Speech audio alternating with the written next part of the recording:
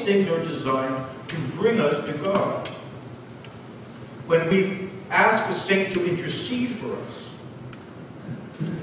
we truly believe that that saint will bring that intercession of our needs, of our wants, of our complaints, or of our thanksgiving to God. Not that God doesn't hear it, but it's that repetitive thing. Why should I ask any of you to pray for me? Because two are better than one.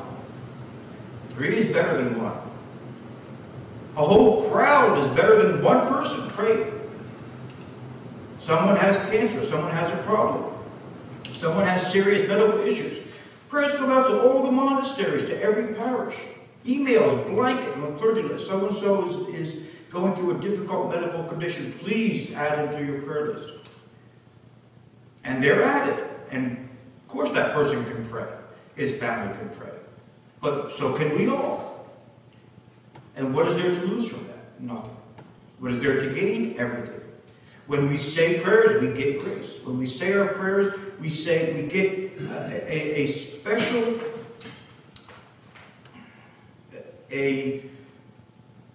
special gift comes upon us, that grace of God that can envelop us when we're in silent contemplative prayer. It's like an LSD trip for some people. It's a high that can only exist when you're with God. And it's such a valuable thing that monks spend, and lay people too, spend the rest of their days trying to get that perfect union again. Icons help. They're not just pictures. We see St. John of San Francisco. He was a real man. These people are not imaginary. These people are not just historical. These were people, you and I, people, regular human beings, that if we were to meet them, the fathers of the church say, if you were to meet a saint, you would not know him from you or I. Because they ate, they drank, they slept. They even had children, they married. Everything that we do, they did. They had the same desires, the same temptations. They were tempted by the same things. Because we all live together on the planet. What made them or makes them different is that they made it. They reached a point of that internal conversion where they said, I want to serve God and save my soul, and this is all that matters to me. Everything else is of secondary importance. Because everything else depends on that. Raising our families correctly depends on our participation in our own salvation. And raising our children correctly and honestly depends on how we live our life with God. It is our Father. He is our Father in heaven. These are our siblings. These are our brothers and sisters. We're the ones living on the planet now. They lived. They're not imaginary. They're real. And they live in the church triumphant. We speak of the church as in two parts. The church militant, fighting on earth, us living, trying to crawl our way through life and eventually get to God. And the church triumphant, those who won the battle. Life is not a war, it's a battle. It's a series of battles. And the only weapon is prayer. And these are our soldiers who help us, who go to the front lines for us. The saints will do that. And icons are there to help us in our minds, visually, to know that, to recognize that. To see St. John the Baptist with his head on a platter and know what he suffered for Jesus.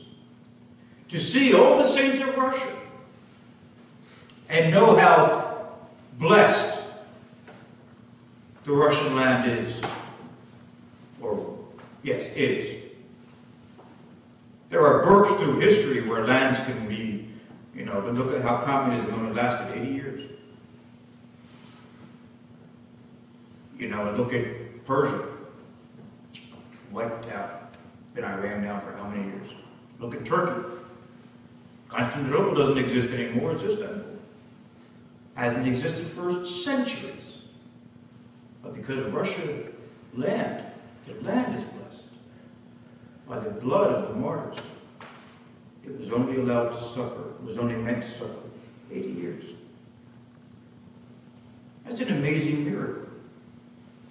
And we fail to see, we won, as the church abroad, as the church that escaped, ran away, as they said. You ran away. But we won through our prayers, through people like Archbishop John of San Francisco, who many people have met that I've met.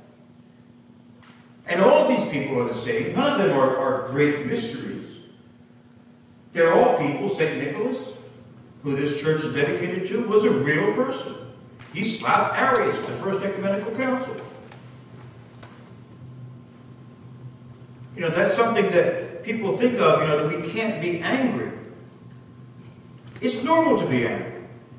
It's a human emotion. There is a difference between righteous anger and unrighteous anger. What Nicholas saw when he saw Arius, when he slapped him, that was a righteous anger. If we're not angry over the tragedy of children starving to death in this country, something's wrong with us. We can be angry about that, and we should be angry about that.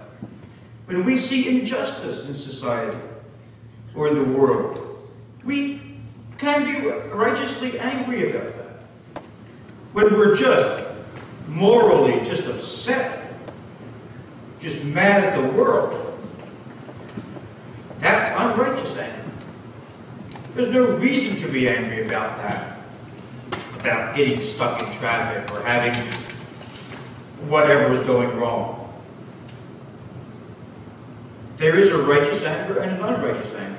If we pray to God to help us about something that is silly and trivial, if we take our prayer ropes and just say, Lord, have mercy on me, and in the back of our mind we're thinking of what toy we want, or why we can't get this new thing, or why we're not able to eat steak every day because the economy is bad, or whatever else our deal is because we don't feel good, or we have a headache, or our toe hurts, or whatever.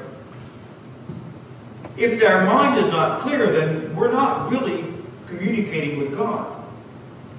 And that's something that we need to always, always keep plugging and trying to do. If we're trying to run a marathon, if we're trying to you can't just run a 24-kilometer marathon. You have to start out with one block. Everything has to begin somewhere. And our prayer should begin now. We can't continue. We're going to enter into Lent soon. In the first week, because I'm not able to work, we're going to do the Great Canon, which is a great blessing for us because I haven't been able to for many years. And it's a beautiful service where we have every day for it. We come to church and it takes an hour and a half and we sing the Great